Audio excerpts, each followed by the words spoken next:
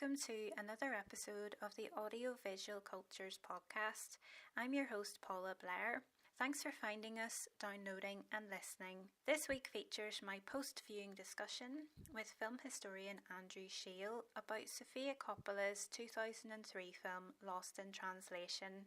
Before settling into that, a reminder that you can get in touch via email on audiovisualcultures@gmail.com with queries or if you'd like to be a guest speaker. At the time of recording, I'm still designing the Audiovisual Cultures website, which hasn't yet launched or got a domain. To help me get it up and running, please consider pledging a monthly subscription via patreon.com/PEA Blair, where you can also access videos, blogs and video transcriptions, all building towards populating the website, which aims to facilitate accessible, inclusive, lifelong learning of arts and humanities subjects amounting to audiovisual cultures. I really hope you enjoy the discussion. So, what are your initial thoughts on Lost in Translation? Because I've seen it before, Okay. but you haven't seen it? No. It was a pleasant surprise because so much of the publicity about it was this is just going to be an hour and a half of watching people being detached from a culture that they're just too alien from to enjoy. And the only thing I knew about the film was that it was just about two people who had a relationship with each other because they couldn't really have a relationship with people surrounding them. Anyone else? Yeah. It was great for the camera being very sticky, in that it stuck to the main characters and it also stuck to Tokyo, where it could have done intercutting between Bob and his wife when they're doing phone calls. Yeah, it's only in Tokyo. It's all entirely filmed in Tokyo. And it did. It's seemingly the total time span of the film was about 2 weeks, but it was also quite vague in that it was all very. It's just another day. It's just another night. This might be an identical day to the one you've just seen 10 days later, or it might be the next one. So there was a very good job of having restricted narrative clarity.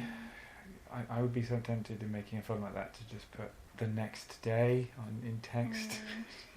I really want to tidy narrative comprehension. I think the way it sort of stretches, it's got quite elastic time because it's maybe only a week or so or a matter of days, but maybe it feels like 2 weeks because it's the days and the nights because they're both insomniacs. I'm a legend for not getting what to other people are really blatant tropes or trends or themes in films. So of course it took me a while to get that they weren't sleeping, even though it was quite spelt out. It's quite an overt thing. And one thing that I thought was quite neat was one of those things that was quite tension grabbing was to have her at least able to sleep because she had spent some time with him. Yeah, they kind of calm each other. Yeah, and so that one where they're basically just falling asleep next to each other on a bed, that was very sweet. Although having Bob also sleep really well when he'd seemingly unknowingly bedded the curly-haired singer, that did seem to muddy the waters because it kind of went, actually, he doesn't have a special bond with her. He just needs someone around him, and then he'll sleep. And also, I think there could have been greater clarity there with why they were not sleeping. So was it to do with alienation from the surrounding culture? Was it to do with them being bored? Because, Bob had some work to do, but it was, the film went out of its way to stress that he's got very little to actually do. He just has to say one line and turn to the camera and pretend to drink whiskey a bit. Photos. Yeah. So, how many hours does it take to do that? So the film seems to be going... He's got 2 hours work to do a day. So is the film going, these people aren't sleeping because they're bored? Or is the film going, these people aren't sleeping because they're jet-lagged? Or is it going, these people aren't sleeping because they're detached from their surrounding culture? And is the film therefore insisting that mental well-being relies on having meaningful contact with your surrounding culture? And it seemed to be doing little bits of each of these. In that their night out with Charlie and various other very sketchily named people seemed to be part of them becoming more comfortable in their own shoes. I suppose maybe this is a Coppola thing, but I'm easing into what's going to be a lot of watching Coppola films in the next few months. I think maybe she just lets there be multiple factors pinging around at any one time. Maybe she just lets there be a certain degree of uncertainty. I think there was a point where I kind of assumed more certainty than the film was willing to provide, because I initially assumed that this film was going to very deliberately do it's an older man and a younger woman having a relationship, and the relationship is just friendship and that's it. And it's going to be unlike a lot of previous films and a lot of traditions about representing man and woman relationships across the narrative, where they're just going to become good friends and it will be beneficial to both of them, and that will be it. So I kind of thought, oh yeah, it's going to be bucking a trend, and it's going to be conspicuous for that. But then when it started to imply at least Charlotte was interested in Bob, I thought, right, I've assumed too great a degree of simplicity and certainty on its part, because of course it was throughout those early parts of their relationship suggesting that there might be some chemistry between them. Given that it's directed by a woman, that we may have knee-jerk tendencies to go, oh, it can't possibly be a bit greasily patriarchal, but it did seem to do that when they said goodbye, because she was just completely okay with kissing him on the lips. And it was maybe not remembering the shot right, but shot from her head height facing her rather than facing him. And then it showed them both just without any sort of awkwardness just kiss each other on the lips. And that seemed to be a kind of, here's a win for our main character thing. He gets to snog young, very lippy woman on the lips for just a little bit, and she'll be completely okay and enthusiastic about this. But maybe that's me.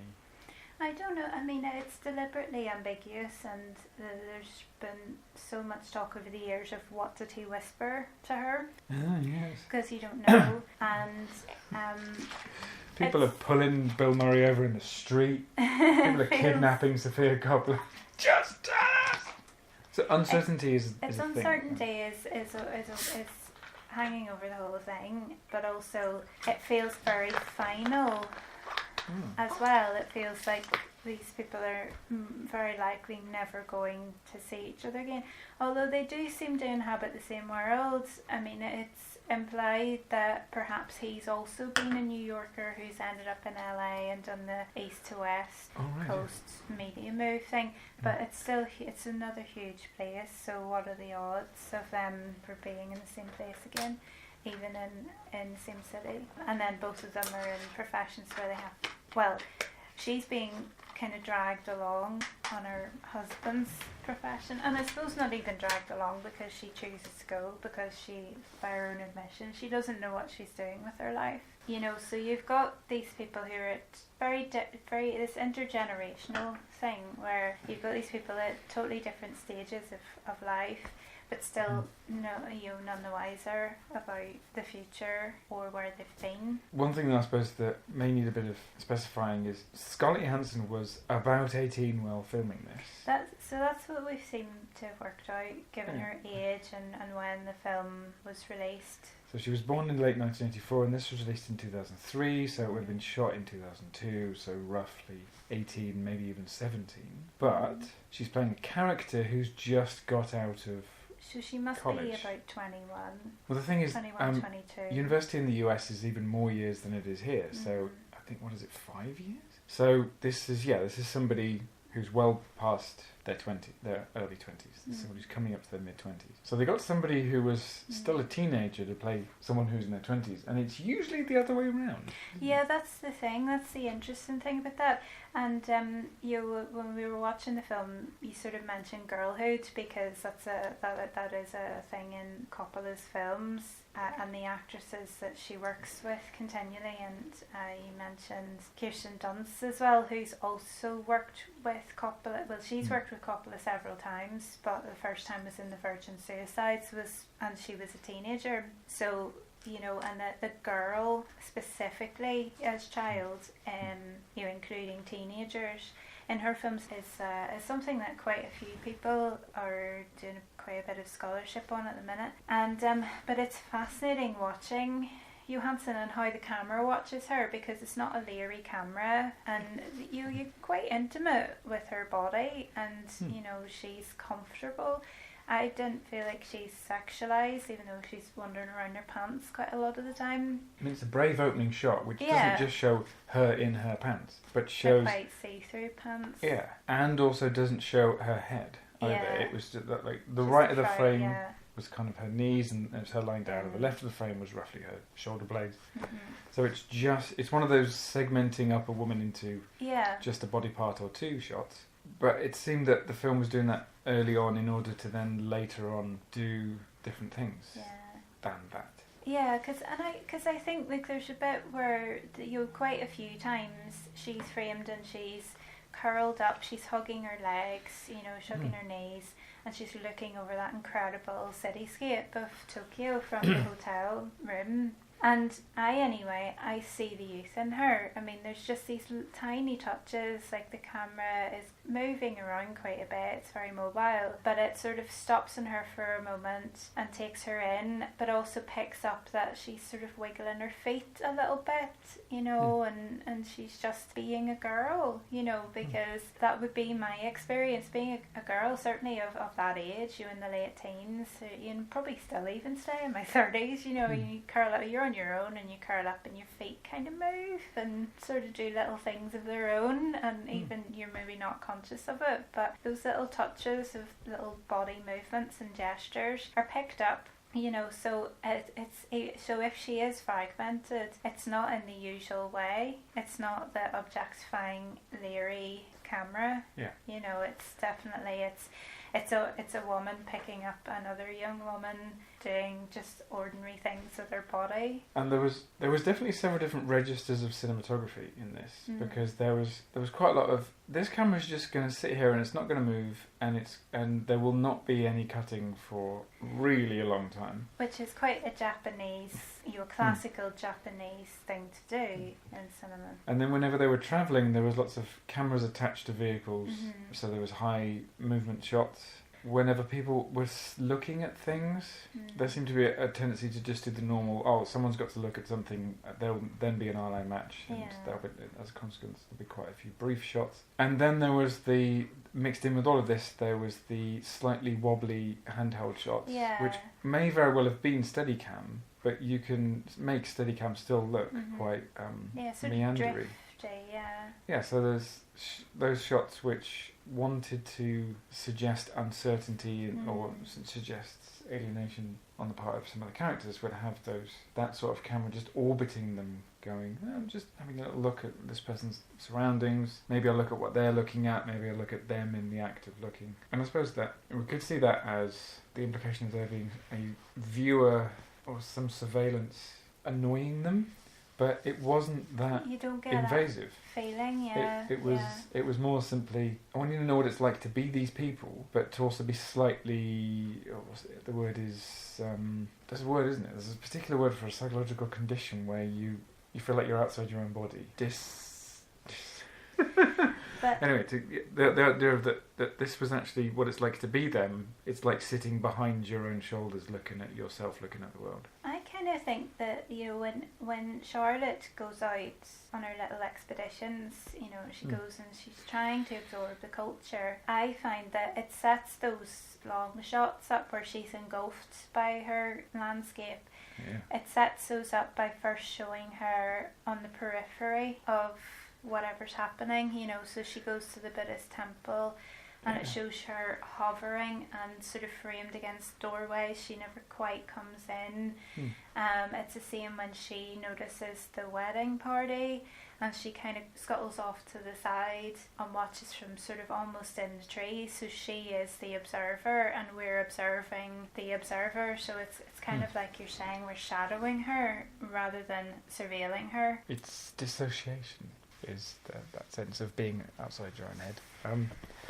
So there's that, and there's also, I find that there's a lot of long focal length, there's the telephoto lenses being used, like it's flattening the cityscape, there's shots from the cars and you're sort of looking around, panning around, all the skyscrapers and things, they look quite flat, they look as if they're sort of drifting across the screen as two-dimensional objects, so it's flattened.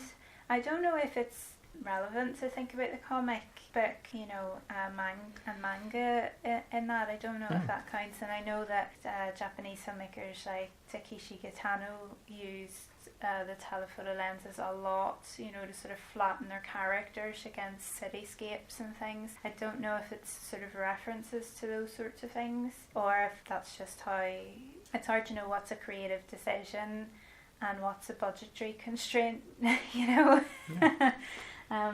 But yeah, I thought there was quite a lot of that going on, and I don't know if that slight distortion, because we're so used to, Tokyo's a city that so many of us only see on screen, and then it's through the depiction as well, certainly the 21st century depictions of it. It is a city of screens as well, and that's what you see throughout the film is, Bill Murray's Bob Harris on screens flashing past, and him seeing that, these flattened images of real things or flattened images of non-real things, created things, but there's just screens everywhere. There was screens in the arcade, there was screens in everyone's hotel rooms, screens in the karaoke bar. The windows reflecting, and it's quite flattened. Even in the first bar that they went to where they met Charlie, those big kind of white semi-transparent balls were being used as screens as well, because they were having images projected on them either from inside or from outside. I hadn't thought about that. Obviously, having turned the computer off so that I can't just put the DVD back in and take a quick look. One comparison that will be revealing, I think, is the shot when Bob's walking towards the camera, and it's the longest of telephoto lenses, where he's doing that classic thing of he's walking down a city street and he's walking towards the camera, and he seems to be bobbing up and down rather than actually getting closer to the camera.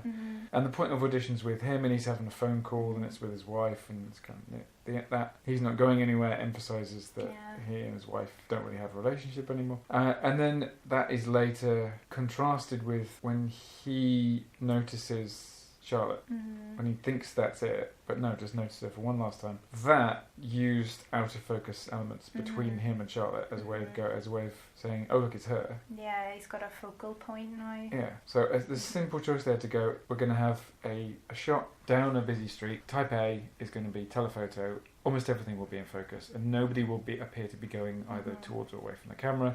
Second version is actually having out of focus elements, and it indicating the importance of something. Now, I suppose maybe the elephant in the room is that this was a film about two Americans finding that Americans are really great people in Japan. And many of our Japanese characters were implicitly, sometimes perhaps jovially, and sometimes quite mildly, but nonetheless ridiculed characters. So even in that bit where one of the people he was talking to was having a crack at speaking French to him. Yeah. And yet we were getting really poor quality sound from that character, and just Bill Murray acting zero interest on the part of Bob. And of course, maybe the film maybe a film that does that might get those characters criticised later on for being so dismissive of people in their surroundings, but it didn't seem to. Yeah. In fact, being constantly surrounded by Japanese people seemed to be just a constant annoyance to our two main characters. I'm just reminded of a time once when I was about to go to India, and Neil had been there for ages already, and we actually worked out a way that I could meet him. It was very weird meeting my big brother in 5.5 time zones away. And he'd emailed me back and forth in advance with loads of accounts of what he was experiencing in his time out there, and there was one very revealing email where he said, "It's just so great to be out here. You meet so many interesting Westerners." Not that you meet any Indian citizens. Oh, thank goodness somebody speaks my language. So he'd been he'd been in Goa, he'd been bumming around beaches in Goa, and he'd just been meeting people from all over Europe and North America, but nonetheless he'd been spending time with other travellers rather than engaging with actual citizens of the places that he'd been meeting. Locals. And it may be that the locals, when they see people who are there just to embrace the world, they just go, "Oh, I haven't got any time for this bollocks. I've got stuff to do." Go colonise somewhere else. Well, that's it. So maybe there was an implicit criticism in Lost in Translation. Maybe there's an implicit criticism of all these Americans who are having their big emotional trauma by having this city that just doesn't give a fuck about them. A city that's doing its own thing regardless of what's happening between them.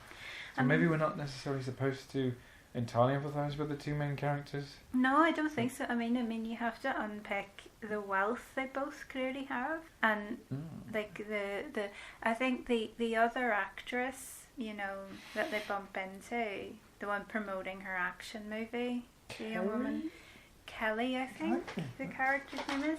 Like, because she is the stereotypical young Hollywood vacuous, blonde, bubbly actress, and I don't quite believe that they're actually, those people are actually like that. I don't know if I buy that, but maybe they are, and maybe there's a stereotype for a reason. I don't really know, but I'd like to think that it's not quite the case all the time.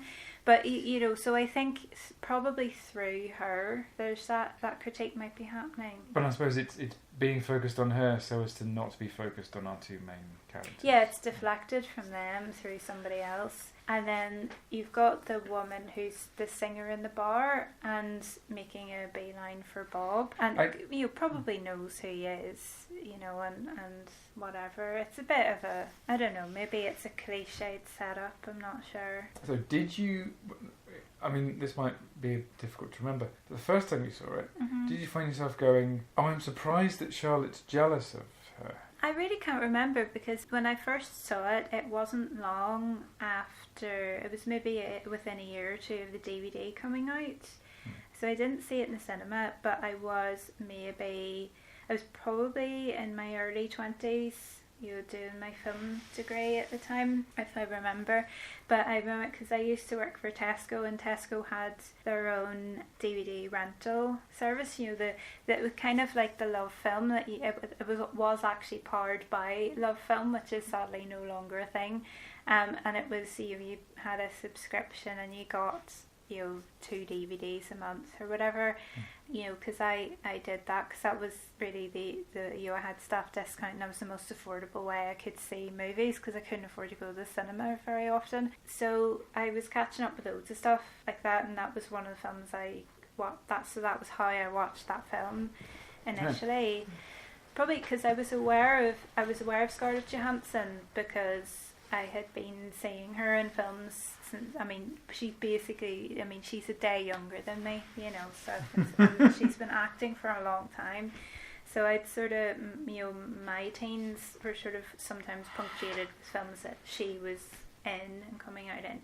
So I was aware of her, and of course very aware of Bill Murray. So he's a big draw, and I didn't really know anything about Sofia Coppola at the time. I just saw the name and put 2 and 2 together, and of course was right that she's Francis Ford's daughter. I don't know, I just remember the hype about the film, and everybody talking about how enigmatic it was and what a lovely sweet love story it was.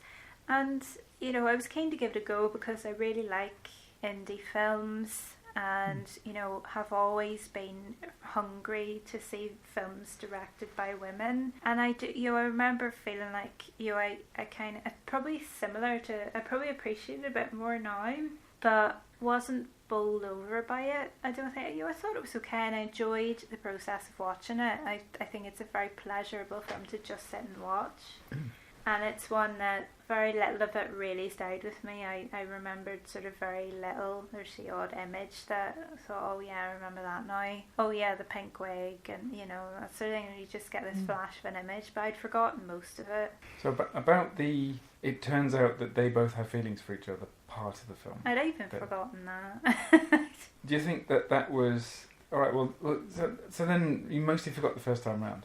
This time round, was that unexpected?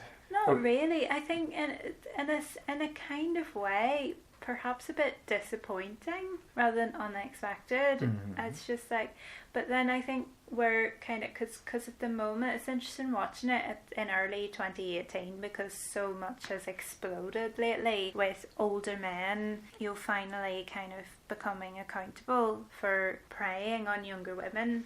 And this relationship is very different from that. This is very consensual, very gentle, deep love based in friendship that is not sexual. I think that's the main thing, is that he doesn't objectify her. I mean, you can see that he clearly thinks she's beautiful, but he doesn't objectify her. He doesn't try it on with her. And also, they do make, well, presumably, it's written and directed by Sofia Coppola, right? So Coppola, writing the script, makes quite a conscious decision to take somebody who's still very young and make it so that she's married.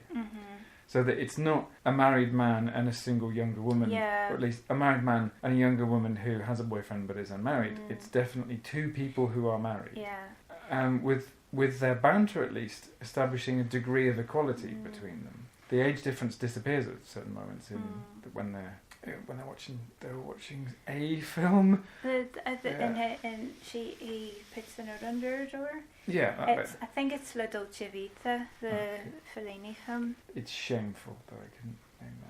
There was loads of other films in that I wasn't really concentrating on. I just remember the bit in the fountain, and actually it's interesting because the bit where Charlotte is walking across a kind of courtyard and she's sort of engulfed in it actually made me think of Antonioni's sorts of framings, with his characters completely enveloped by their surroundings. So I think it's very much transnationally influenced film, as well as literally being a transnational film. I suppose that bit when, it was probably The Seven Samurai, when a director goes, hey, here's a little bit from a film which is part of the canon of film history, and I'm going to have one of my characters reacting to it. That tells you about what the film thinks about cinema in general. And it was, in this instance, it was just another one of a catalogue of things that baffled our main character.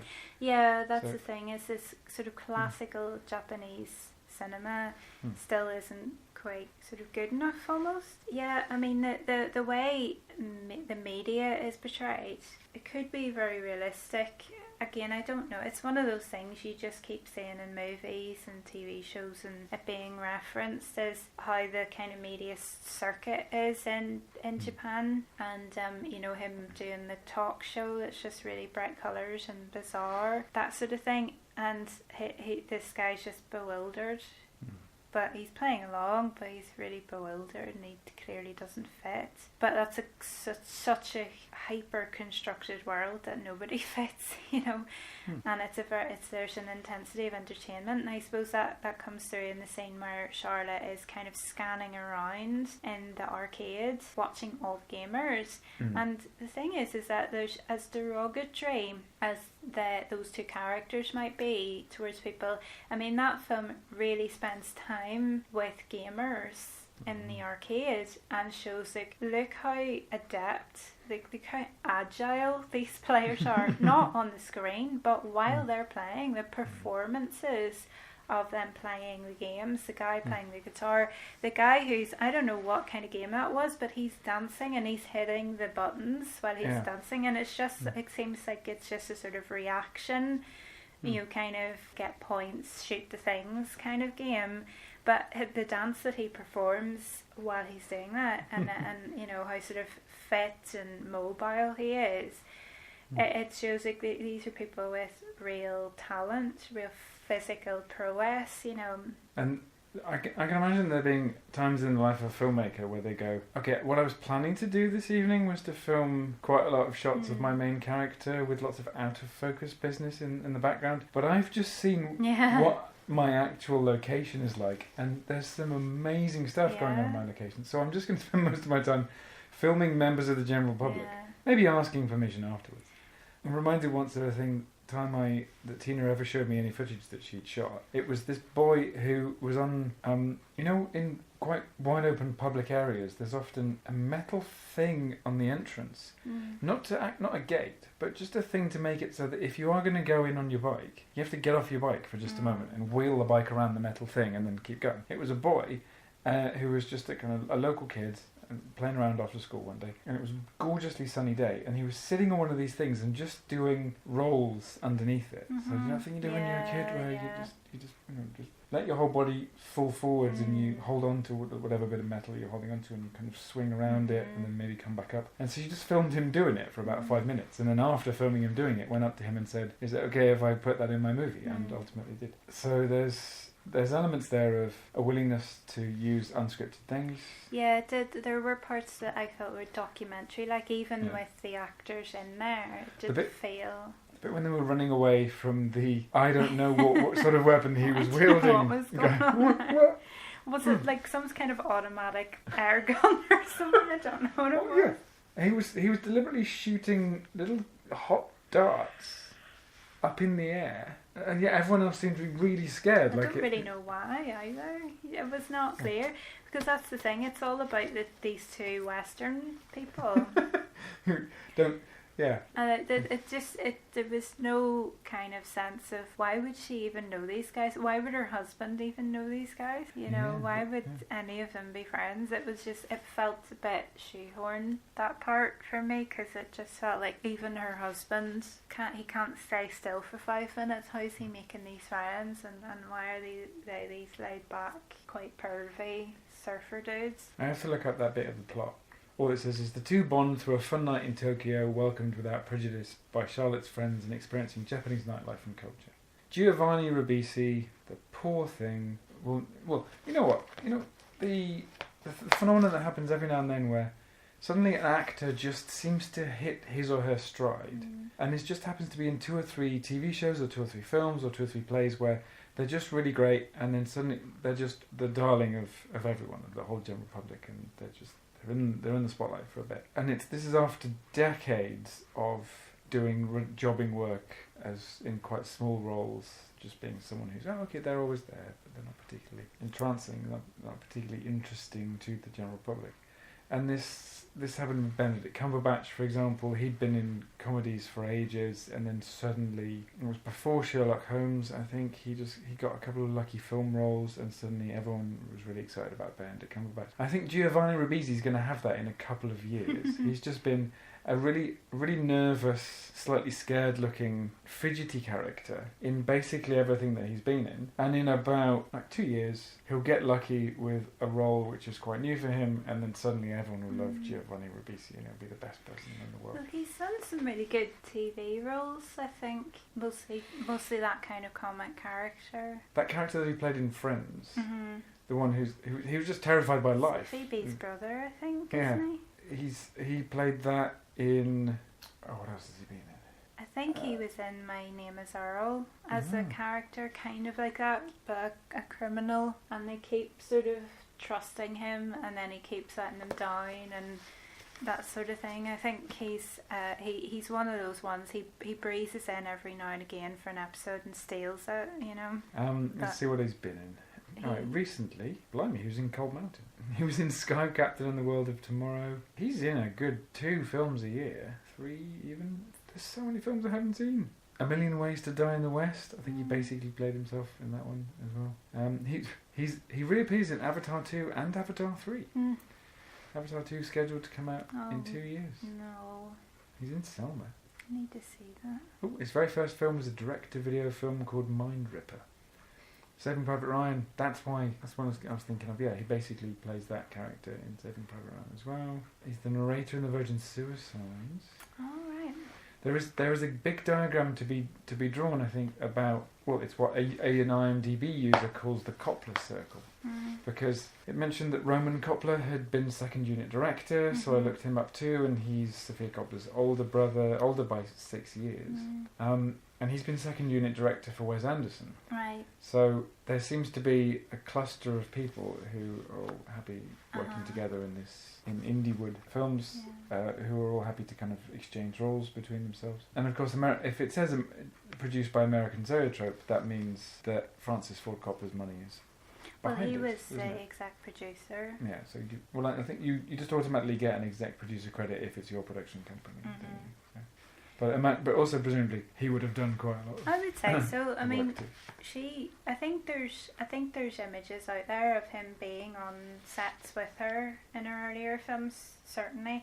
But she grew up on his film sets. You know, she was helping out all the time on his film sets. You know, that was her world. Apparently, Giovanni Ribisi's full name is Antonino Giovanni Ribisi. Where was he born? Los Angeles. He's 43. He's older than me. No, let's wait. So in 2003 he would have been 29. So but he doesn't look it. Probably 28 when he was doing this. Yeah. And he's playing the husband of somebody who's 18. And she's 10. Probably 17. Yeah, 10 years. He does have a baby face. He does. He really has baby face, but he looks really young in the film. Like, they do kind of look about the same age, which is quite scary. But then I think with her, it goes the other way as well. Then she sort of keeps playing people in their mid-20s for a really long time. Somebody on Wikipedia has done quite a cool thing where they've translated what the advert director was saying to Bob, and why it was that the interpreter's summaries were actually terrible. Yeah. So one of the things is the director says, "Mr. Bob, you're sitting quietly in your study, and then there's a bottle of Suntory whiskey on top of the table. You understand, right? With wholehearted feeling, slowly, look at the camera, tenderly, and as if you are meeting old friends, say the words, as if you are Bogey in Casablanca, saying, 'He's looking at you, kid, Suntory time.'" And then the interpreter says, "He wants you to turn, look in camera, okay?" Bob says, "Is that all he said?" Okay, so this is just, a Wikipedia user explaining the meaning of the film's title. So, overall, it's a watchable film. It is, yeah. In part because of its... I'm just going to show you some interesting things about Tokyo and surrounding bits of Japan. It's counterintuitive in its structure, because here we all are going, right, so about a quarter of the way through there's got to be some sort of crisis, and then about halfway through there's got to be a low point. Those habits are quite deeply ingrained, and this just goes... I'm not even going to let my two main characters meet until the third way through the film. I don't know. I mean, I suppose it depends, because like as I say, when I watched it and it wasn't long out, I was already watching a lot of indie films that were a refreshing change from the conventions. So that for me that's a film. For me, that's the way films can and probably should be a lot more of the time. But it did have something like a rising tension as a conflict arc in it. But it's gentle. It's very gentle. But then you see the gentleness of this, it sort of then masks the racial issues, the problems that are in it, the vacuous wealth, the social mobility for people who do fuck all day. How exhausting it must be to be part of, there's these people who are, the people of Tokyo who are sort of fawning over Bob Harris, and just even the people getting on with their everyday lives. I mean, it looks exhausting, it looks intense, but then you go to the Buddhist temple and you see that it's the yin and the yang, I suppose, but it's that you've got the busyness of the city, and then she goes out of the city. She takes these high speed trains, goes out of the city and sees kind of Japan, real Japan, I suppose. Experiences things. If you or I weren't from the UK and we were to go to London, we'd be aware that there are parts of London that have been very recently shaped by very recent tourist trade. But we wouldn't go, all of London isn't England.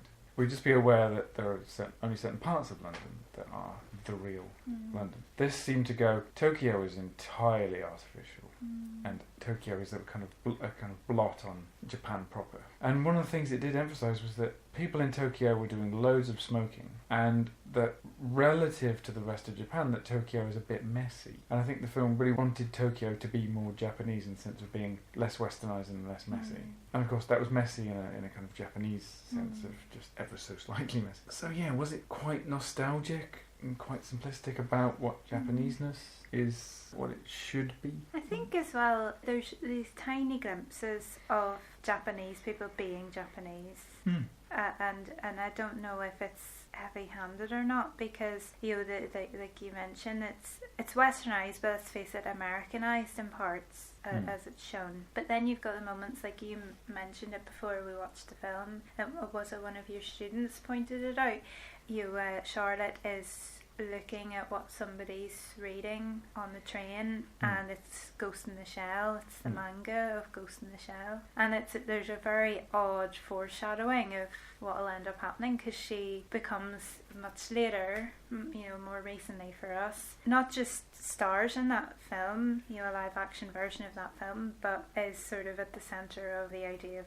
whitewashing the story. And so you could ask a lot of questions about kind of neo-colonialism and neoliberal economics, what all's going on in a sort of a Sofia Coppola directed indie that's entirely made in Tokyo and starring two Westerners, two Americans Americans and to white Americans as well. There's probably more complex things to unpick there, but there's that depiction of it is because it's subtle. It's a subtle image that you see is her sort of glimpsing over and seeing that this person's reading a manga, and it's so quick that you have to really know what that is, I think, to recognise that it's Ghost in the Shell. But if you do recognise it, is it a bit heavy-handed that this kid is reading that specific manga? Because do kids read, teenagers, do they necessarily read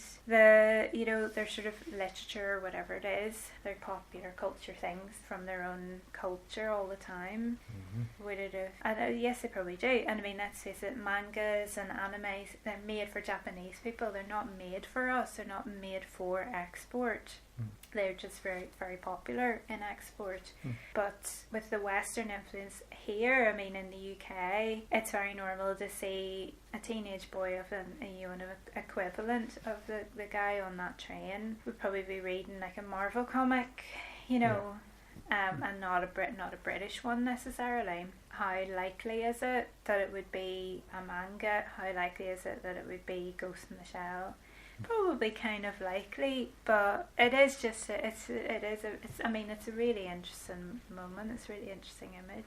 It seems to be part of a larger tapestry in the film of insistences that America doesn't know shit about the rest of the world, and when Americans go overseas, they are going to feel this sense of bewilderment at just how much of the universe actually exists, stuff that is not even imagined to exist on Earth by Americans. But the film hardly goes, these people really need to learn from Japan. So it's halfway between going, okay, Americans really do need to open their eyes about the world, and going, Americans really couldn't at all profit from learning stuff about other cultures, which I suppose, as for an independent American film, is exactly what you would expect. An American I know once told me that the Americans who leave America are the ones who are okay, because they're receptive to other cultures. And any American friends that I have who've had enough mobility to go to Japan have absolutely thrown themselves into everything,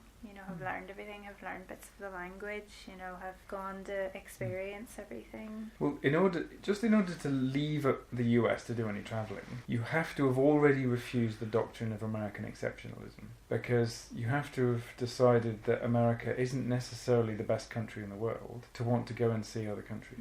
And so already they're halfway out the door of it even being stereotypically American.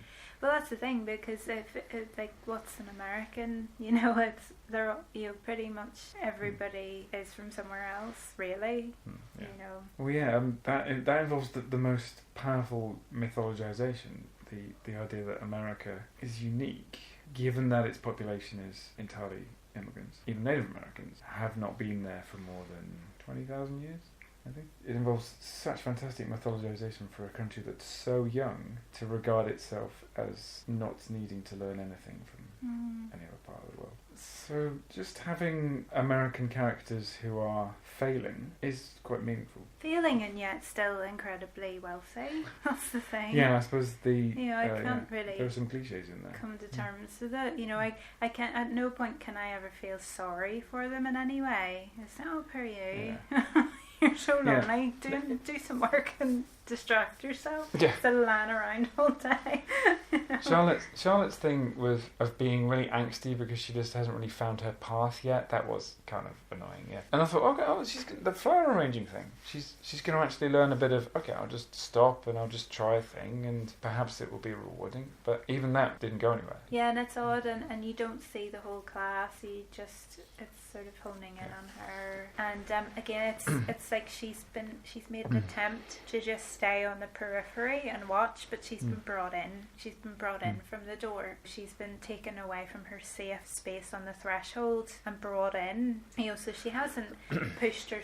She hasn't asserted her way in. They brought her in. They tried to welcome her, and it's her fault that there's a language barrier, because she at no point has ever tried to learn any Japanese, even though she's spending a lot of time in Japan. So the onus is on her to communicate.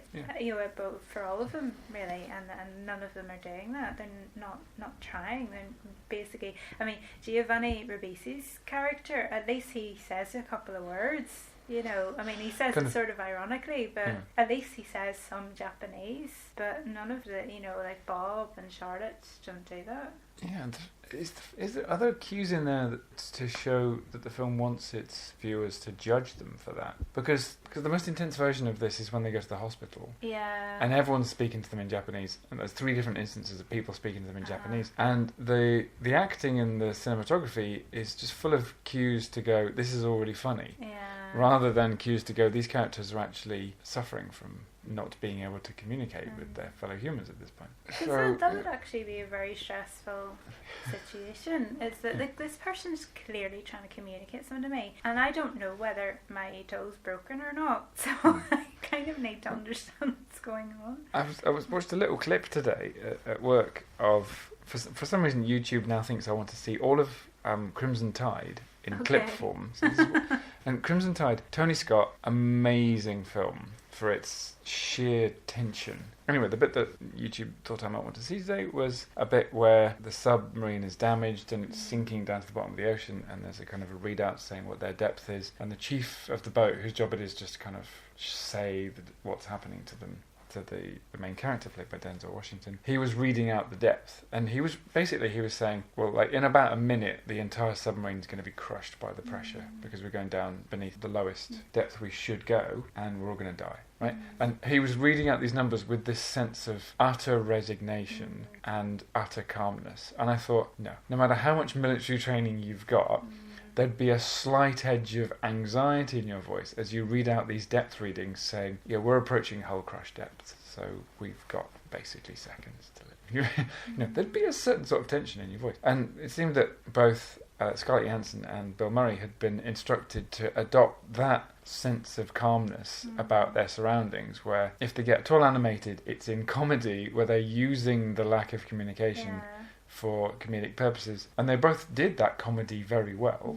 And it seemed that they had been deliberately put up against people who actually couldn't communicate with them. It wasn't that these were people who did speak English but were just speaking Japanese because that was the role. A bit with Murray sitting next to that tiny little woman, and her just that felt very documentary like, because I think it's possible that was genuine, and then the 2 women, I think it was behind, were pissing themselves laughing.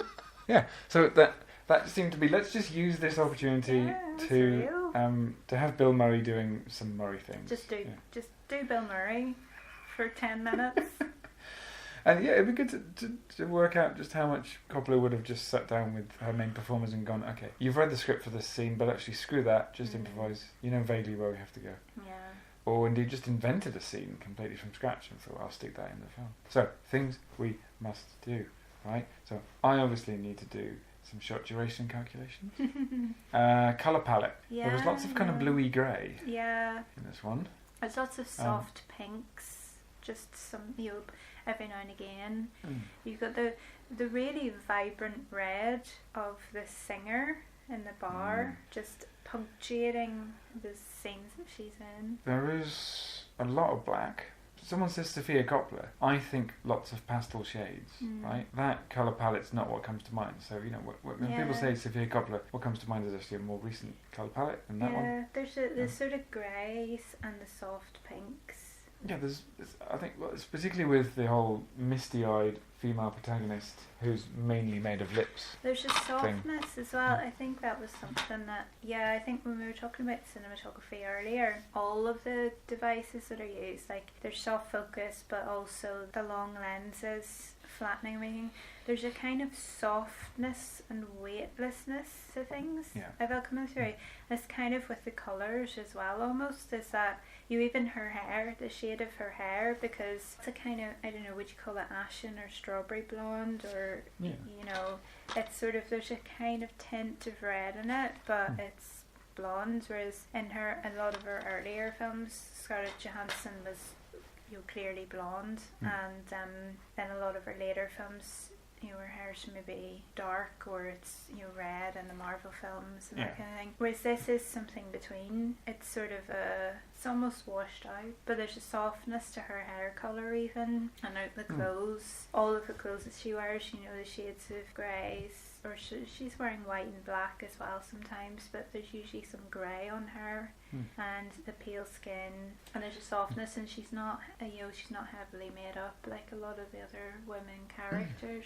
It would be good to do comparisons between how close the camera gets to his face and how close the camera gets to her face, because there was lots of him kind of looking bemused in shots on his own, but where he was surrounded by quite a lot of space. Yeah. And then there was quite a lot of her when she was on her own in a room, looking alienated by the world, but quite close up.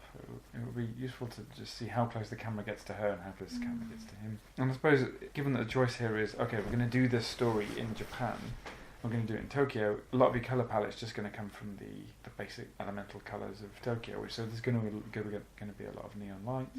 And the Coppola that we think of is a Coppola where she gets to decide exactly what her set looks like, and that's a later period director that's got more power. So that's one thing we ought to be aware of in careers, is that earlier on in their careers, when they don't have the power to just create the entire story space from scratch. It does feel like they're using real locations most of the time, and maybe the only constructions are the sets for the adverts or the TV shows and things. Well, I did think when she went to Kyoto that there was a sense there of just getting the best footage they could on one day, and they couldn't come back another day. They only had one day to get it. Because when she was walking, it seemed that she was walking towards the exit of the big area that she was in. It was too dingy a shot. It was twilight. It seemed that someone had just waited too long before trying to get that shot, and so the opportunity to get an actual daylight shot had gone, and so they'd just gone, okay, fine, so we'll just have to make do with what we can with this rather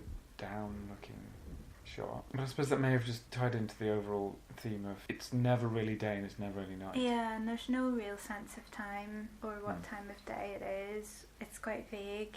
And if it's any time we do find out the time, it's 4 a.m. here, it's it's the the wrong night. time. It's so there's that, but also she kind of goes on these trips, and you don't know how long it's like has a whole day passed. What time of year is it? Because it seems like it's a bit cold. So are the days quite short? Yeah, you've got this disconnect with time because they're trying to communicate with people who are in the United States, and it's at the whole other end of the day, nearly. Because Japan's right at the start, and they're most of the world away. Right, yeah, of course, yeah. So, yeah, because... if you're thinking about the sun travelling, that's what I mean.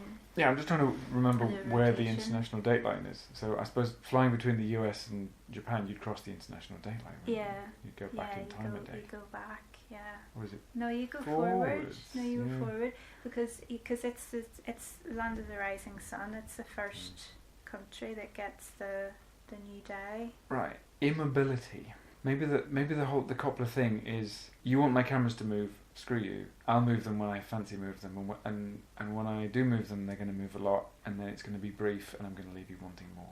That's my model. It's my hypothesis to test, see if that's how she does things. So I have numbers, and now at least I can actually discuss one of the films that my student, who was writing on Sofia Coppola, is discussing, although she's looking at 4 altogether. So what are the other ones? Well, she's actually only directed, I think, 6 commercial features. So there's Virgin Suicides is the first one. I think that was her second one. I think Lost in Translation, I think she was nominated for the Oscar for that. Didn't she do the Bling Ring? I think that's the lot. And there was The Beguiled last year. What are we missing in the middle? There's definitely more. So, short, video short. So, first commercial feature film, The Virgin Suicides. Then Lost in Translation. Then Marie Antoinette. Yeah. Then Somewhere, which has Stephen Dorff, Elle Fanning, Chris Pontius. After withdrawing to the Chateau Marmont, a passionless Hollywood actor re-examines his life when his 11-year-old daughter surprises him with a visit. Somewhere, then there's one which is debatable. So then there's The Bling Ring. Then there's La Traviata, which was a recording of an opera, or was it an opera or ballet, known as Sofia Coppola's La Traviata. And then The Beguiled, yeah. So if we don't count La Traviata, she's got Virgin Suicides, Lost in Translation, Marie Antoinette, Somewhere, The Bling Ring, and The Beguiled. That's 6 commercial feature films. She is also the director of A Very Murray Christmas in 2015. Blimey. A Netflix thing. Bill Murray worries no one will show up to his TV show due to a terrible snowstorm in New York City. Have you ever seen Snowed In at the House of Mouse? No. It's a Disney Christmas special thing where a bunch of Disney cartoon characters all hang out together because they're all snowed in at Mickey's place because it's so snowy. This seems to basically be the same thing. Musical numbers. It's got Michael Cera in it. All right. George Clooney, Miley Cyrus, Amy is it Paula? Amy Peeler, I think it's pronounced. Everyone plays themselves. Christmas carols will be sung. It's produced by American Zoetrope. Seems very much like the Star Wars holiday special. Something that people will be regretting in future. I was going to say it sounds very white, but probably everybody else has more sense in getting involved in it. So what are the other films you want to see so you can talk properly with your student? So it'll be Marie Antoinette and The Bling Ring and The Virgin Suicide.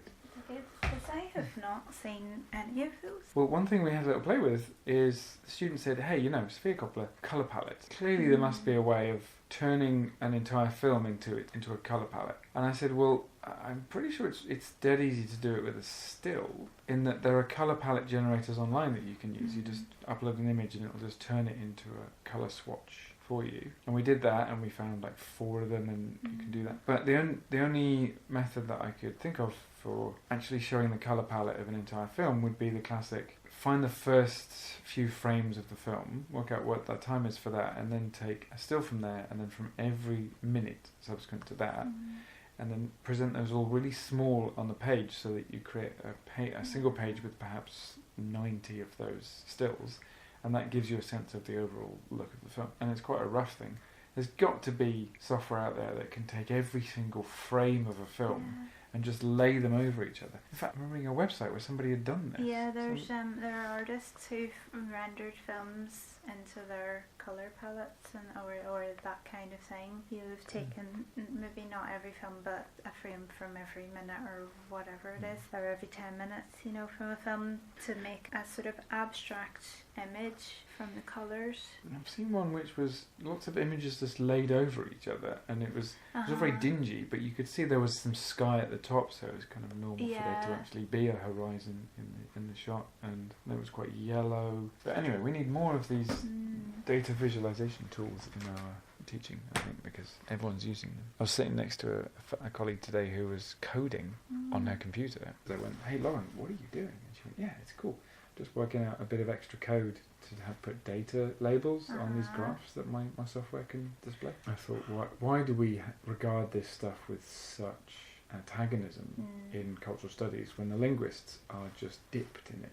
Yeah, and they're getting a lot out of it, and it definitely, crunching that kind of data has a lot to tell us about culture. If we analyse a film in that way, that's the sort of thing that newer film programmes really should be doing, really should be teaching that. Because if I had, if that had have been a thing when I was doing my degree, I wouldn't have thought anything of it. It would have just been a natural way of collecting data. I was sort of well out of my education and well into teaching before I realised actually that's a perfectly legitimate way of doing this. You don't have to just sit and watch something endlessly. It's actually, the film itself is a document, it's the primary text, it's your data source, so there's all these different ways you should be able to use it. And I feel like I'm not good enough at maths for any of that. It's so easy to do tiny maths. But you probably, if you had the programs that can sort of crunch, that could reap the data for you, then if you could produce that visualization and then analyze what it is presenting and what that might mean, what is the significance of, because it's like something like Mad Max Fury Road, for example. You've got those stark contrasting blues and sort of yellow oranges throughout the film, and there's something in that, but to be able to see that rendered across the whole film but punctuated with that mechanical dark grey, dark green, those colours of the machinery, the industrial in the middle of the desert. That would be fascinating to see and to really get at the nitty-gritty of, well, what's the significance of that? What's it saying? And so I was talking with a student today she pointed out something that I had actually not just gently wafted students towards this observation in class. I'd gone, so, anyone want to speculate about how many times in Saving Private Ryan we get point of view shots from Germans? Anyone? Anyone want to have a go? Should we perhaps look at one or two of them? Anyone want to take us to a point where we see a point of view shot of a German? And so, within 10 minutes I managed to point out to them that the only point of view shots of Germans we get in Saving Private Ryan are down the barrels of guns. Okay, lovely. So, student in the essay for Spielberg module, discussing Saving Private Ryan, at one point says, in Saving Private Ryan, the only point of view shots we get of Germans are down the barrels of guns. And so I think, lovely, you were listening. And then the student says, see figure 4, and figure 4 is one still of a German looking down a gun, a point of view shot of a German looking down a machine gun. And what I wrote in the margins, so why don't we have 5 of these stills here then? Because you've made a claim about the entirety of the film. You don't, of course, have to show us every single still, which is the point of view shot from a German, but show us a fistful of evidence. Why don't you be a bit more ambitious about how much evidence it's possible to get hold of? That would have been 5 minutes to turn a 1 still figure into a 5 still figure, to turn, here's an example, to here's a pattern across the entire film, quite clearly demonstrating this pattern. Students need to be much more confident with doing that with it, whatever they're looking at. Well, they do, but it's also, it's difficult when, because I would never have, we were discouraged from putting stills in our essays when I was an undergrad, which is why it's still sort of alien to me to do it, mostly because of formatting issues, and we can afford the printing, frankly. So you have to think about that for your students. Well, at the moment at least, we're getting to the point where within a year or two we'll be marking it electronically, and even now when we're not, they're still submitting it electronically. So if ever I go, actually the students printed it out in black and white, they're making a claim about colour, I have no excuse for saying to the student, or you should have printed it in colour, because they submitted it in colour electronically and I can go and see that version. I've said to students on so many occasions, when I say you ought to put stills in your essays, because it's a way of providing us with evidence in support of your points, when they go, what, really? I guess we can put stills. I would say, in response to this bemusement on their part, just imagine doing an analysis of a poem, but you're never allowed to quote from it. Yeah, that's the thing. You're only allowed to vaguely describe it. You'd go, no, fuck off, I'm going to quote from this poem, thank you. So, but the same problem thing with stills. with stills is, I've always found, is that students always expect the image to speak for them. And that's the problem with the student. Analyse it. It's the problem with the student rather than with stills. Yes, it is. Yeah. But that's I always stressed, anytime students ask, oh, can I use stills? I say yes, but only on the condition that you use it with your text. You have to talk through it. It's like a quotation. You have to spend time with it. You can't just expect me to get to the answer for you. You have to tell me what you see in it. I managed to get about 2/3 of the Spielberg lot doing it, but yeah, the remaining third, they wouldn't refer to them. They wouldn't even they put a caption on that would say figure 6, and that was it. It wouldn't be figure 6 : brief descriptive. I just found it, but most of the time they were using them as decoration. They weren't using them to talk through things. And often there were students who tried, though. There were students often who really tried, but they didn't go into enough depth. They would just say, oh, and it's this kind of shot, and this is what's happening. It's like, right, well, what about the colour? What about what's going on with the lighting here? Is that not significant in a crime thriller? Tell me more about, mine it within an inch of its life. Really use it. But there's a real anxiety about just, right, that indicated, now I have to get on with the rest of the stuff. And I don't think there's enough of, even when you do try and tell students, look, more detail on fewer things is better, but there's an anxiety about that because I feel like they're not covering enough. And my classic one is students using a still just to show that a character is played by a certain actor. Well done. You noticed. Decorative. That was the name of the person who played that character. Whereas if you're I think there was one I used in a lecture one time on Stagecoach was, this is how the star is introduced, and it's just that tiny. It was really hard actually to get it edited from the film. Was this very swift? Is it? It's not a whip pan. It's like the camera just very suddenly moves up to John Wayne as he turns around in Stagecoach, and that's how he's introduced. He's the big star of the show, and he's been kept away from you for a bit. One of those looming inward dollies. Yeah, it's one of those. And they often tilt up as well, as if to go, wow, you should really be in awe of this character. And it lasts for a couple of seconds. It's really fast. And it's just like, this is meaningful. This isn't just an arbitrary thing in the film. And it's both introducing this iconic actor. It's one of his early films, but he's already well known. He's recognisable. But also this is your main guy in this film, so it's a big moment, even though it's a tiny thing. So that was it, chatting about Lost in Translation. Did we forget to say the title of the film we're talking about? Okay, right. Said when I started. That could have been. Let's just take it off. Let's take the first 10 seconds off, and then that'll be guess what film we're talking about.